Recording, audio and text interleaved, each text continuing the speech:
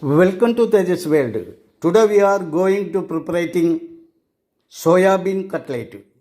Soybean നമ്മൾ ചൂടുവെള്ളത്തിലിട്ട് നല്ലപോലെ കുതിർത്തി അത് വെള്ളം പോകാവുന്ന തരത്തിൽ പിഴിഞ്ഞെടുക്കുന്നു. ഉരുളൻകിഴങ്ങ് നല്ലതുപോലെ വേവിച്ച് അതിൻ്റെ പുറന്തോല് കളഞ്ഞ് വൃത്തിയാക്കി വെച്ചിരിക്കുന്നു. ഇഞ്ചി, വെളുത്തുള്ളി ചതച്ചത്, പച്ചമുളക്,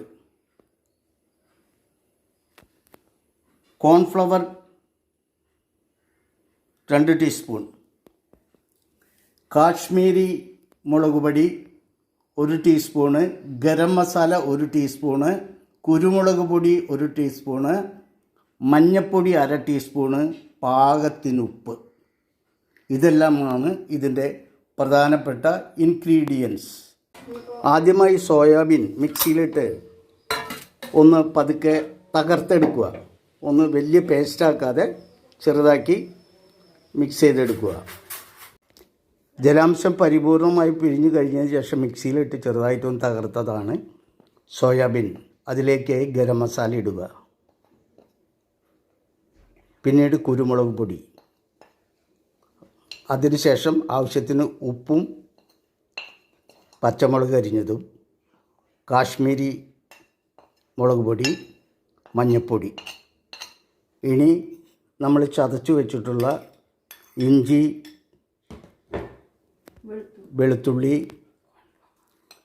കോൺഫ്ലവർ മുതലായവ ഇടുക. വേവിച്ചെടുത്ത ഉരുളൻകിഴങ്ങ് നല്ലതുപോലെ ഉടച്ചെടുക്കുക. ഉരുളൻകിഴങ്ങിലേക്ക് മിക്സ് ചെയ്തിട്ടുള്ള എല്ലാ ഇൻഗ്രീഡിയൻസും ഇടുക. നല്ലതുപോലെ മിക്സ് ചെയ്യുക.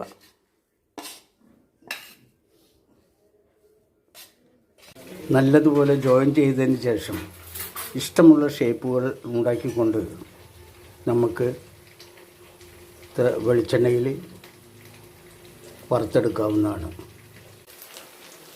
ഒരു ഭാഗം ക്ലിയർ ആകുമ്പോൾ അടുത്ത ഭാഗം പൊടിയാത്ത തരത്തിൽ മറച്ചിടുക. Soybean cutlet ready. തൊട്ടുകൂട്ടാൻ ടൊമാറ്റോ സോസ് ഉണ്ടെങ്കിൽ നല്ലതായിരിക്കും. I wind up my video. Please subscribe my channel.